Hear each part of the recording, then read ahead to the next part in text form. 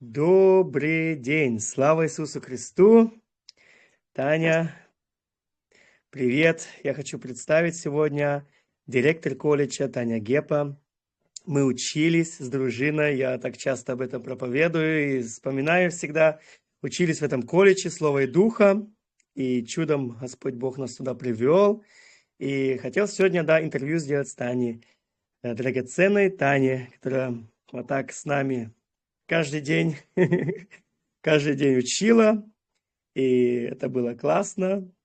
И хочу сегодня, пару вопросов поставить Тане, и просто, слава Богу. Таня, расскажи трохи, Слава кто Господу, ты? Саша. И- да. Эм, Я, меня зовут Таня, да. Мы занимаемся с мужем тем, что открываем колледжи и научаем людей истине. То, что Бог сказал делать, ну, вы знаете, как в контексте колледжа, это показал, что народ Божий должен быть подготовлен к призванию, подготовлен к миссии. И это то, чем мы занимаемся. И, конечно, Саша, мне очень приятно сегодня выходить в эфир и видеть, как Бог после колледжа использует вас с Катей, как Бог ведет вас, направляет. Потому что иногда, когда мы обучаем людей, и мы вкладываемся, мы вкладываем истину, да, мы разговариваем каждый день, проповедуем каждый день, но не всегда ты видишь, зачем это делается, потому что колледж — это очень долгосрочный проект. Ну, это, знаете, это не так, что там ты подготовился и вот знаешь, что ты будешь делать там завтра или через месяц. Это прям фундамент Божий, который вкладывается в Слово для Божьего призвания в жизни каждого человека. И когда у меня спрашивали, и что со студентами, что с выпускниками, вошли ли они там в служение, и я говорю, что колледж — это очень долгосрочный проект. Это Бог хочет подготовить свою церковь, подготовить своих людей для всей жизни, посвященной Богу во имя Иисуса Христа. Поэтому я радуюсь, будучи здесь, и прям будем наслаждаться вместе с тобой и со всеми, кто нас будет слушать. Да, слава Богу, это правда так, да. Мы тоже, я всегда вспоминаю, сидели в колледже, думали просто тут так, да, вот что-то поучиться, тут хорошо. И Таня всегда говорила: у вас великое будущее, большие миссии, народы ждут вас, будут Да. приходить. И кто-то из вас там апостол, кто-то пастор, кто-то пророк. И правда, когда мне Господь пастором поставил в Доме Корнеля Киев, и я как вспоминал тебе все время, тебя и Богдана, что вы такие, как, пророчество давали, что, я сам не сильно верил, можно сказать. Я знал, что да, что-то ждет, как-то так. Было Да. так, из-за этого слава Богу, это очень было сильно и хорошо, и назидательно, и там правда фундамент ложится, да. Хорошо, Тань, тогда расскажи, или что ты хотела сказать? Хотела сказать, что точно так же, когда мы с мужем пришли в колледж, Бог коснулся нашего сердца в церкви, мы увидели объявление, и у меня прям зажглось пойти, нам нужно туда идти. А мой муж уже давно был в церкви, проходил библейские колледжи другие, и для него это было: ты что, я уже там был, я не хочу этого. Но Бог прям коснулся сердца, мы пришли, и я помню, когда наш директор Александр говорил, что вас ждут народы, вы пойдете, Бог через вас будет много действовать. А я сидела и думала: Господи, дайте мне разобраться со своей жизнью, закрыть кредиты, иметь деньги там на еду, на хлеб, на проезд. Про какое служение вы говорите? Но Бог прям, Он совершает то, что говорит. Да. Класс, слава Богу. Да, вот тоже у нас так похоже было. Тоже дай нам сначала проблемы решить тут с дружиной.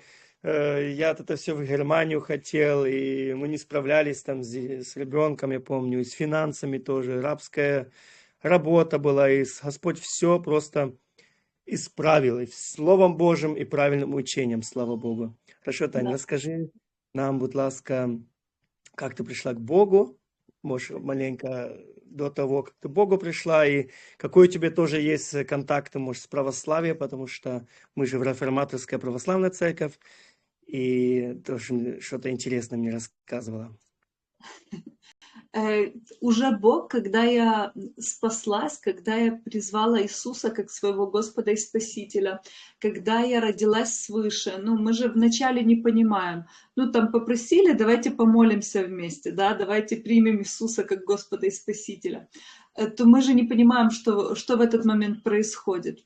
Но Бог взял мою жизнь и начал вести и направлять.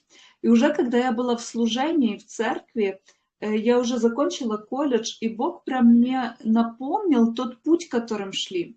И знаете, вот те первые семена, которые я помню, когда на Рождество моя мама приводила меня в православную церковь, и после Советского Союза она сама ничего толком не знала. Ну, то есть мы никто не были научены, что Иисус, Он Спаситель мира, что Он заплатил на кресте за наши грехи.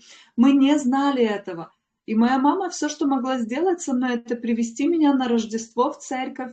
И там был такой маленький Иисус в колыбельке. И она говорила: «Оце Иисусик, Сын Божий». И мы не знали вместе, что это значит. А потом, когда мы приходили на Пасху и видели такой большой крест, и на нем распятый мужчина, да, и мама мне говорила в детстве: «Это Иисус, Сын Божий». И мы такие тоже, как вот это, знаете, как семечко, которое попало.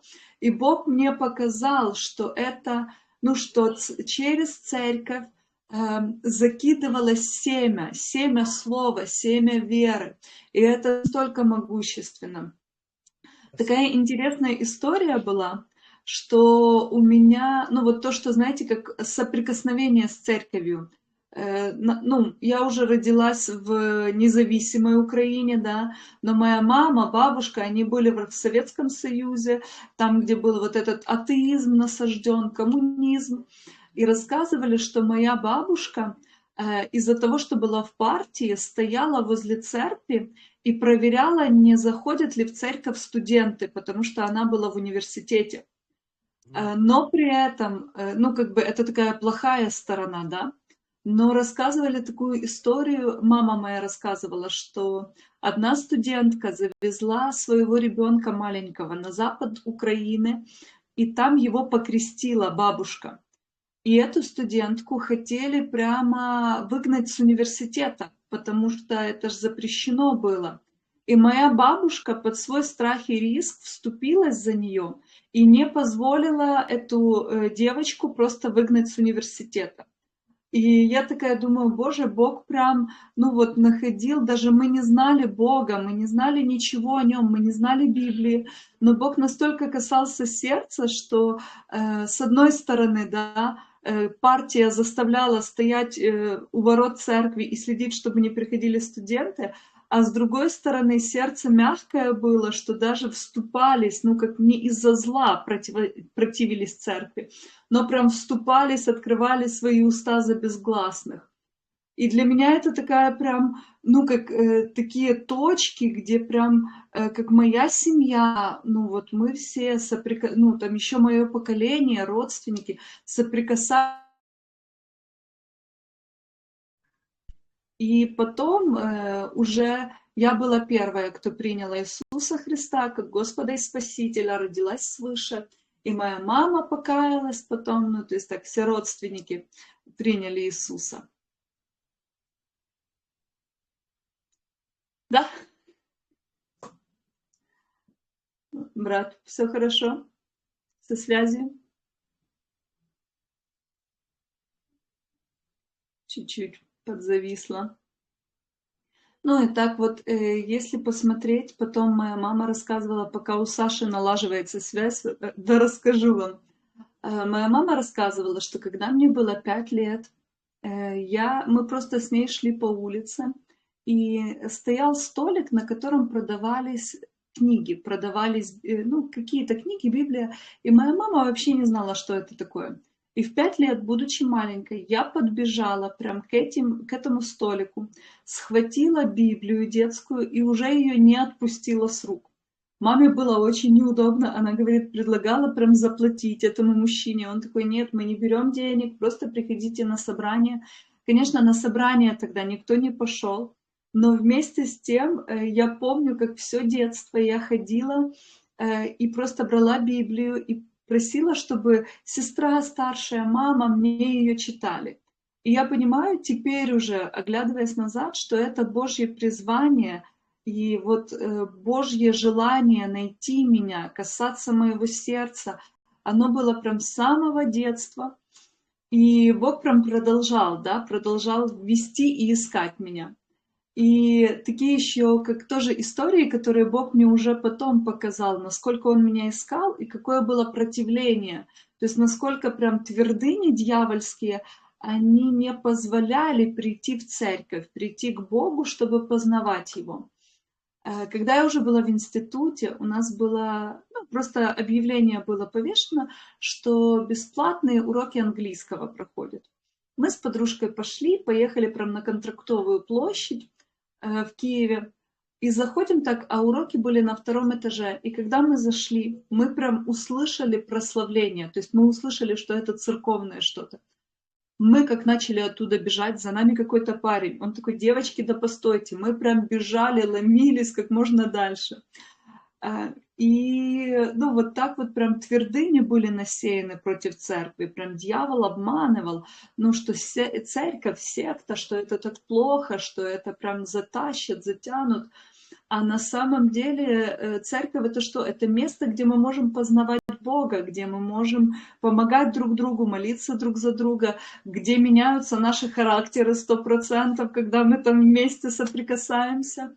И уже Бог меня нашел так, когда я приняла Иисуса, то это было где-то 22 года, когда мой будущий муж уже проповедовал мне. Слава Богу. Мне слышно? Да, тебя слышно? Картинка, что-то я тебя не бачу. Я надеюсь, это в эфире будет видно. Я себя вижу. Ты видишь, все, слава Богу, значит, это с Телеграмом связано. Слава Богу. Очень интересно, да, очень интересно. И про православие, да, что все-таки не все так негативно, что есть Иисус, который висит, есть, ну, можно, это тоже семя. Вот это мне было открыто, что это семя для людей, что они задумываются, кто такой Иисус, почему Он висит, уже вопросы появляются, и Господь к этим вопросам легче может ответы дать, чем в стране, там, в хиндуизме, там, да, в Индии или там в буддизм где-то. Там они вообще, может, про Иисуса никогда ничего не слышали, и там сложнее. А тут православная страна, слава Богу за это. Есть Библия, мы читаем православную Библию. Из-за этого мне нравится реформаторская православная церковь, потому что откидывается можно, что все не нужно, а самое нужное — это Библия, Слово Божие, живое, действенное. Вот это вот люди познают, что Бог говорит нам через свое Слово. Слава Аминь. Богу. Аминь, Саша. Вот, Я, да. знаешь, когда еще Бог мне прям показал, что я прям задумалась об этом вопросе, именно, Мгм. что православная церковь сеет семена, правильные семена, истинные семена, что Иисус Христос есть Спаситель этого мира, да, и Да. Бог триедин, Отец, Сын и Дух Святой. Когда после колледжа обычно так, что где-то в конце колледжа Бог показывает и дает нам мудрость сделать евангелизацию. То есть где-то как собраться командой и пойти вместе проповедовать. В ваш год мы делали концерт в другом городе, да, евангелизационный. А в один год колледжа Бог прям показал, дал желание на сердце пойти в школу. И у нас недалеко от колледжа была школа, ну, общеобразовательная. Причем она была там международная, и там было очень много иностранцев училось. И мы пришли к директору, и директор прям открыла двери для нас и позволила нам рассказать про Иисуса детям. И мы говорили о Рождестве, что такое Рождество, и что Рождество — это день рождения Иисуса. И у нас были музыканты, там молодежь была с гитарой, с скрипкой, и мы пели песню, ну, такую рождественскую. И и директор нам позволила заходить в первые, вторые и третьи классы. И мы прям обошли вот так за несколько, ну, там, за 1,5 часа с командой обошли все классы. И что меня удивило, ну, у нас был такой сценарий, где все начиналось с вопроса. Дети, а знаете ли вы, что такое Рождество? И я была удивлена. когда один или два ребенка с классов 20 человек вообще ответили, что это ну, как что-то связанное с Иисусом. Обычно все отвечали, ну, праздники, ну, там, угощение, да, там, праздник, стол накрыт. И тогда я увидела, что насколько важно был вот этот процесс, когда бабушки брали своих внуков, брали там внучек, брали деток и вели в церковь. И вот показывали, как моя мама, это Иисус. Слава Богу. Видишь, много всего Господь использует, да, для славы своей. Хорошо, еще один такой вопрос. А как это получилось, что ты начала делать колледж, директором быть, и очень нас интересует, как это пришло к тому, да, что ты вот так в молодом возрасте уже пришла к Богу, к Иисусу, и тут уже сколько, 26, сколько лет тебе было, ты директор колледжа стала? О, директором, ну где-то в 26-27, 26. наверное, Так да. тоже, слава Богу, да? І розкажи нам, будь ласка, как ты пришла в колледж и стала директором, и какие плоды ты можешь увидеть после Мгм. того, или даже у людей, которые в колледже были, может, ты один-два таких классных свидетельств вспомнишь, как Мгм. жизнь просто поменялась, или ответы пришли. Как стала директором, это тоже прям интересно, потому что когда учились в колледже там в первом году, то ну, это обычно год такой, где Бог служит нам, да, ну, прям и мы говорим, что прям такой посыл, позвольте Богу послужить вам, потому что это как с Петром, которому Иисус хотел послужить, омыть ноги, а он говорит, нет, Иисус, не омоешь мне ноги. Иисус говорит, если ты, ну, если не омою, не будешь иметь счастья со мной. То есть что это? Это позволь мне послужить тебе, чтобы ты потом мог служить другим людям. Аминь. Вау, И аминь. вот да, первый год колледжа это было вот такое состояние, когда просто мы сидели, не знали, что происходит, было много трудностей в жизни. И я знаю, что директор, который учил меня, Бог также касался его сердца, чтобы открыть колледж. Ну, прям дал ему это видение, понимание, дал ему это слово на открытие колледжа. И потом я служила в колледже еще второй год, как, ну, как служитель второго года, потом третий год как администратор. И у меня была, поднималась вот эта жажда, я прям увидела ценность учения, ценность обучать людей, потому что, знаете, когда у нас было множество вопросов и проблем, и мы приходили в церковь, и вроде так, знаете, как, ну, мы садились, слово слушали, нам было хорошо в этот момент, но потом сталкивались с вопросами, с трудностями, ну, то есть даже где брать деньги, Иисус за все заплатил, Иисус все дал, почему этого у меня нет, да? А есть же наша ответственность проявить то, что Иисус сделал, и этому нужно научиться, это не так просто, ну, это нужно прям учиться Царству Божьему. И в этот момент, конечно, поднималась ревность, чтобы люди были научены. И Бог мне прям показал видение, что я стою за кафедрой, и я учу за кафедрой. И я понимала, когда я увидела это видение, я поняла, что я не просто учу как учитель, но прямо как директор колледжа. То есть директор колледжа – это человек, который способен взять на себя эту ответственность, ну прям открыть, собрать людей, стоять в вере за то, чтобы люди, призванные и избранные, пришли, да, то есть они научались. Нам тоже нужно отвоевывать у дьявола людей в молитве. Почему? Потому что, ну, сатана не хочет, чтобы люди научались. Да. И это, знаете, как прям рабская система этого мира, она пытается занять суетой, чем угодно, только чтобы не научались. Потому что если будут научены, то тогда будут прям давать отпор врагу, ну, тогда будут иметь эту возможность. И первый колледж, который, ну, к нам, кстати, сегодня в колледж приехал пастор Вениамин, именно тот, с кем мы первый колледж открывали. И когда он приехал, там мы уже 2-3 года как, ну вот учились, и он увидел изменения, то есть большие изменения в нашей жизни, и начал задавать вопросы, почему, ну откуда, в чем. А мы поняли то, о чем ты, Саша, постоянно говоришь, что эти изменения пришли от того, что мы сели у ног Иисуса и начали позволять Слову входить в нас, слушать, то есть позволить Богу прям послужить нам. И мы видели, что ну, это друзья моего мужа, и уже моими друзьями стали. И тогда мы увидели, что есть множество вопросов. И вот как начался первый колледж, прямо сейчас вспоминаю, мы приехали тоже на евангелизацию с выпускниками уже колледжа в другой город. И там делалась большая евангелизационная палатка, и прям объединились все церкви в городе. Там 4 церкви, каждый имел свое участие. И нас пригласили на молодежное собрание дома у пастырей. И прямо было где-то 15, ну, наверное, человек 15 молодежи.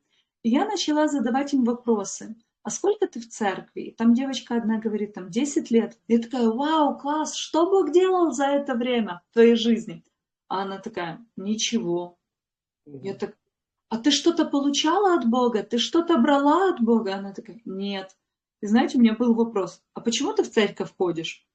А она говорит, ну сказали, что нужно ходить. Вот она покаялась и ходит. И у меня, знаете, такое сожаление тогда было в сердце.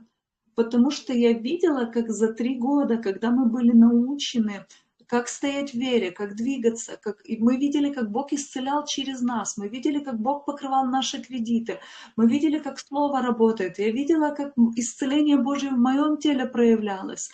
И тут вдруг я встречаю людей, которые идут служить, они идут делать евангелизационную палатку, накрывают столы для неверующих, делают проект, но сами не переживали вот живого Бога в жизни. Ну, то есть они знают, что Он есть, они знают, что Ему нужно служить, они все знают, просто они как не пережили вот этого служения себе. И у меня был такой прям, ну, как мне жаль было, ну, знаете, вот эта любовь поднялась к людям, что то, что я пережила, я хочу, чтобы все пережили. Ну, я хочу, чтобы люди пережили, как меняется жизнь. И тогда пастор Вениамин такой говорит, Таня, так может колледж у нас? Я такая, ты что, не говори такого. Но потом Бог прям коснулся сердца моего, когда мы ехали уже с той евангелизацией, и я так сказала Богу, если ты хочешь, чтобы был колледж, то скажи моему мужу, потому что я ему об этом не скажу. Ну, чтобы был колледж в другом городе, это прям связано с переездом, ну, вот с такой миссионерской прям деятельностью, и это для нас было впервые, и мы, ну, вот не представляли, как это должно быть. И потом там прям двери церкви открылись, чтобы принять учение, чтобы принять колледж. Мне Бог прям показывал, что это как пастырь принял самого Иисуса, ну, к себе в дом. И я прям знала, что награда велика для него, что это было такое очень дерзновенное решение, но слава Господу. И для нас было удивительно, когда мы приехали, мы сделали объявление за неделю до начала колледжа. И у меня был вопрос, Господи, как за неделю люди, колледж это каждый день, да, полдня рабочего. У нас тогда было с 8 до часу дня. Я знаю, что у вас запланировано, Саша, в котором часу? Ну, когда мы в колледж ходили с дружиной, это было с 9 всегда, да? А мы планируем с 10, потому что ребенок в 9 надо в школу отвезти, а с 10 это уже такое хорошее время. С 10 до 14:00. Мгм. Класс. С 10 до 14:00. Держи. А, все. Это я, простите, отвлеклась. Да, с 10 до 14:00 в Киеве будет колледж, правильно? Да, в Киеве Да. сентября Сентябрь. 26 Да. года, да, мы А, планируем с Божьей помощью. Да, и это прям очень, ну, прям восхитительно. Знаете, у нас тогда было с 8 до часу дня, оно затягивалось где-то до 2, и был прям такой вопрос.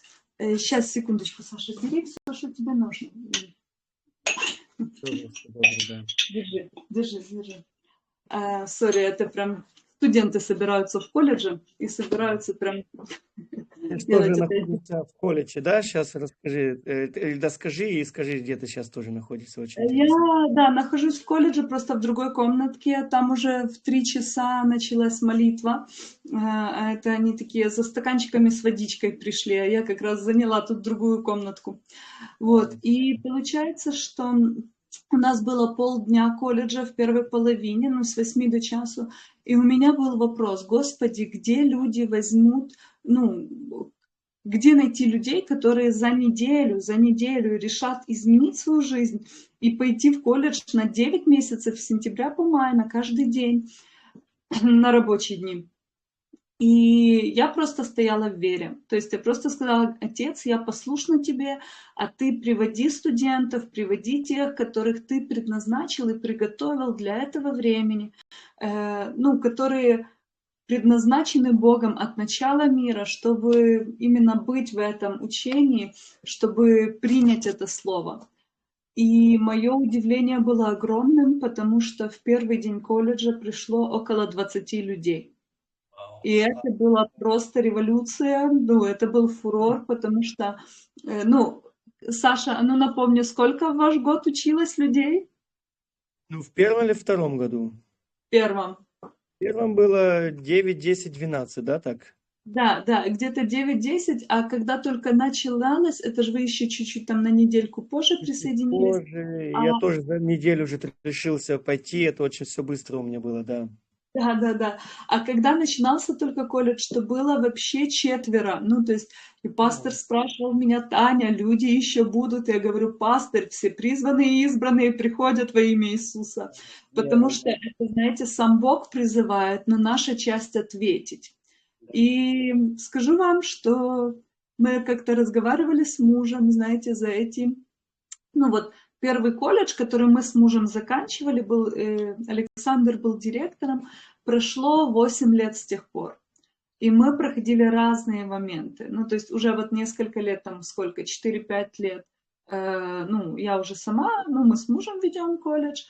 Ну, а вот этот момент, 8 лет, и я говорю: знаешь, Богдан, я не жалею ни одном дне, ни об одном дне, который мы с тобой прошли. Были разные моменты и с финансами, и в отношениях атаки были огромные. Но это того стоит, потому что то, где мы сейчас, то, насколько мы счастливы в семье, то, насколько мы видим Божье обеспечение, которое течет, то, как мы видим, как люди, как жизни людей меняются, когда мы служим. То есть мы, знаете, как апостол Павел, мы другим даем и сами не остаемся без прибытка. Наша жизнь меняется. Ну, мы прям наслаждаемся жизнью. Это не так, как было раньше, когда просто были вопросы, трудности, глупости, и непонятно было, куда бежать. Поэтому слава Господу. И то, что я увидела, ты вот задал еще вопрос. Какие плоды, какие результаты? Я начала видеть, что люди, они начали входить в свое призвание. Они как комплексно решались вопросы в их жизни. У каждого же были свои какие-то, ну, вызовы, твердыни, проблемы. Кто-то не мог там справиться с вопросами здоровья, кто-то буксовал в обеспечении. А Бог, он прям вот, чем интересен, ну, вот этот колледж или это служение? Тем, что здесь как свободная программа, то есть каждый учитель, он приходит и принимает от Духа Святого, что говорить, что Богу, что людям сейчас нужно, что Бог хочет сказать. И это, конечно, прям очень сильно. Да, я помню. Мы приходим с дружиной, с Катариной. У нас один-то момент какой-то произошел, а следующий день уже звучит за кафедрой, прям про нашу тему, прям ответы и выходы. Мы такие: Дух Святой, ты живой, ты Бог живой. И это реально было, ну, вот это меня очень убеждало, то, что Бог живой, и Он Да. прям говорит через учителей, или там свидетельства, или там, ну, разные моменты, где мы даем реально Богу место в это время. Место и время с нашим сердцем работать, и к нам еще лучше говорить, да. Потому что когда мы в быту, работа, семья и шум вот этот, и голос Божий, он как есть, но он очень как заглушивается из этого шума. А во время колледж Слово Божие нас очищает, и братья и сестры вокруг, и вместе еще чай пьем, и общаемся там, и учимся, и гитару прославления, там же каждый день еще час молитвы плюс прославление, да, это реально как место славы. И мы слышим четко уже голос Бога, и мысли от Бога приходят, и самое главное, радость и мир начинают приходить. Всякие эти дух страхи, религии начали уходить. Да, вот это вот все вот эти вот страхи, что тоже ко мне говорили учителя, что я пришел с такими, глаза очень напуганы были, напуганы, а год-два прошел, и все, другой Алекс уже, и Да, уже да. мир Божий, и радость, и так, конечно, как Иисус говорит, да, я хочу послужить, чтобы тебе было хорошо, да, чтобы хорошо, и чтобы ты другим служил. Да. Слава Богу. Меня сейчас вспомнила одну историю, когда мы приехали в другой город, и мы просто за 2 недели вот с мужем, ну, как собрались из Киева и уехали в маленький городок, потому что Бог прям сказал, потому что Он показал. И это было очень быстро, и для нас это было полной неожиданностью. Богдан говорил, мой муж говорил, давай скажи своей маме, что ты уезжаешь из Киева куда-то непонятно куда. А я такая, я ей об этом не скажу. Ну, я уже потом по приезду скажу. Ну, потому что все равно были какие-то страхи, твердыни.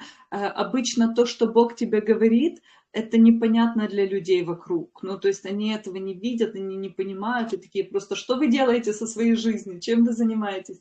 Но я так вспомнила, одна сестричка была, которая приехала, и у меня так было на сердце, знаете, в первый день прям, ну, прям Бог показал картину, чем мы будем заниматься прям в первый день колледжа, чтобы все поделились, почему они здесь оказались, и как вот этих 20 человек пришло.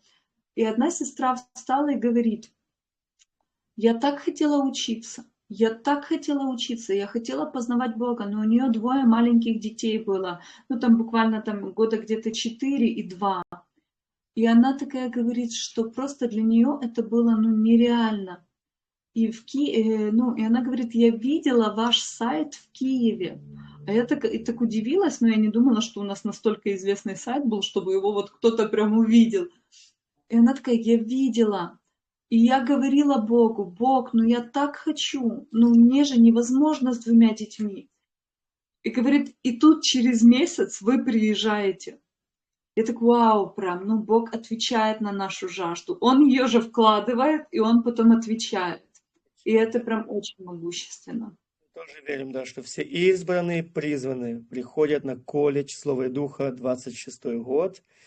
И жаждущие, да, потому что есть много жаждущих людей, братья, сестры, они хотят, правда, вот, чтобы Бог им послужил. Потому что мы сами видим, годами люди ходят с Богом, служат, евангелизируют, но вот как ты тоже классно сказала, что ну, никогда не получали от Бога, да, вот свидетельства или, ну, что Бог добрый, Он же хочет Да. давать, Он заинтересован нам дать, Он нас любит, Он хочет нас обеспечить, но очень важно, чтобы мы сотрудничали с Богом, да, и в колледже будем узнавать, как эти ключи, как эти принципы по Слову Божьему Богу позволять, как у нас работать и получать от Бога, да, не как потребители, конечно, а как просто как отношение, как любовь, как папа любит, и он заботится, и, конечно, Бог хочет, чтобы люди видели, да, что мы ходим с Богом. Драгоценные, но я так тоже думаю, Бог, Он даятель, Он дающий, Он тот, кто отдал Иисуса. И если мы, например, скажем, то нам от Бога ничего не нужно, ну то зачем нам Иисуса принимать? Я прям понимаю, знаете, как для всего есть свое время. Потому что люди иногда так боятся прям вот, ну, как потребительское отношение к Богу воспитать. Ну, и может, кому-то нужно с этим разобраться, знаете, то уже пусть Дух Святой разбирается с нами, со всеми. Но я понимаю, детям Божьим нужно научиться быть детьми в доме Отца. Ну, научиться принимать, проявлять из духовного в физическое. Ну, детям нужно научиться этому, потому что у меня возник сейчас вопрос, пока мы с тобой разговариваем. Если мы не научились принимать от Бога то, что Он уже дал во Христе Иисусе, то куда мы приведем других, которых покаем? Ну, как бы к чему? Ну, если мы сами не научились, если мы сами не знали, раньше не знали, как ходить в исцелении, как принимать обеспечение, как слышать голос Божий. Ну, если мы этого не знали, куда мы могли привести других? Ну, знаете, чтобы вот как та сестричка говорила, мне сказали ходить в церковь, я ходила. Ну, ты что? Ну, как много вопросов, много вызовов, много всего. И я верю, что мы, как дети Божьи, должны отличаться от этого мира. У нас должно быть слово внутри, когда мы прям знаем выход, мы знаем ситуации, как их проходить, как побеждать, как противостоять врагу. Поэтому слава Господу. Еще хотела, Саша, сказать, когда заговорили за колледж, вот просто ко всем, кто будет нас смотреть, драгоценные, нет удобного времени, чтобы идти за Богом. Чтобы мы не думали, вот если вы слышите призыв внутри своего сердца, вначале просто посейте слово. Отец, я иду за тобой, я хочу устроить. Потому что если Бог мог привести нас из Киева в другой город, потому что кто-то жаждал слова, то нет ничего невозможного для Бога и ничего невозможного для верующего. Поэтому просто вы можете вместе с нами сказать: Отец, возьми мою жизнь, веди меня за собой. Папа, веди меня, научай. И когда я молюсь, мы уже здесь со студентами в этом колледже, здесь в Умане, уже молимся за колледж в Киеве в 26-м году. И мы прям просим, чтобы Бог давал обеспечение, давал работы, давал жилье, давал все, что нужно для того, чтобы дети Божьи смогли пойти и научаться, как жить, как Иисус на земле, как жить Царством Божьим на земле. Класс, слава Богу, да. Дякую, Таня. Просто, да, вспоминаю, что тоже сейчас не думал, что пойду на колледж. Таня же, ты помнишь, что моя дружина первая пришла, и ты такая говоришь: а где муж? Я вас оба здесь видела. И тоже очень быстро дружина садик, частный садик наняла на неделю, ну, с грошами, там, заплатили, позвала меня, просто тебе треба тут быть. И Господь реально все устроил, потому что я даже не знал, что меня ожидает, ну, хорошее, да, вот какие злачные памяти Господь мне хочет привести. И я почти еще, ну, вот, тоже из-за работы думал, мне же работа, тут ребенок нянчится. А все Господь устроил. Да еще садик нашел возле колледжа, уже государственный. Прям садик был возле колледжа, и все было удобно и хорошо. Из этого я верю тоже, если у кого-то сейчас желание возникнет, это очень уже может, чтобы Бог стучится. Потому что Бог дает желание, и Он все может устроить, все вокруг, и все поможет. И потом еще дает действие по своему благоволению. Ну, прям дает действие. И знаете, важно еще, чтобы это желание мы прям выразили словами. Ну, то есть, Отец, я слышу тебя, я хочу, папа, устрой. Или, знаете, посеять хотя бы это семя. Я иду в колледж, я иду научаться Слову Божьему во имя Иисуса. Ты говоришь это в свою жизнь, возможно, не один раз, возможно, ну, нужно вот сейчас есть период взрастить эту семя, взрастить эту веру. Прям, возможно, нужно будет 100 раз сказать, потому что разум, он не понимает, как это должно быть, как все должно устроиться. Кстати, когда ты сказал, что Катя пришла, Катерина первая пришла, потом ты, то у нас с мужем тоже так было. В первый день колледжа пришла я, а на следующий Бог его коснулся, и он говорит, что, ну, что я прям хочу пойти с тобой. Поэтому слава Господу. Да. Слава Богу, да. Ну, Да. супер. Дякую, Таня, дякую Слава за Богу. твое свидетельство и за то, что ты делишься, и чувствуется помазание, слава Богу. Я желаю всего хорошего, Божьего благословения. И в четверг тоже будет дебют. Таня, Татьяна Гепа будет у нас проповедовать в Доме Корняков, онлайн-группа. Включайтесь, четверг, 18:00. Аминь, аминь. Да, Слава Богу, драгоценный. да. Тогда до встречи и будем верить, что прямо Бог будет говорить Слово Да. через меня и через каждого человека каждый день, который говорит, которое прям будет попадать в сердце, изменять разум, исцелять наши души, которые, в чем мы тоже очень нуждаемся. И прям во имя Иисуса пусть Папа служит мне в первую очередь и каждому из нас, кто будет слушать. Класс. Слава Богу.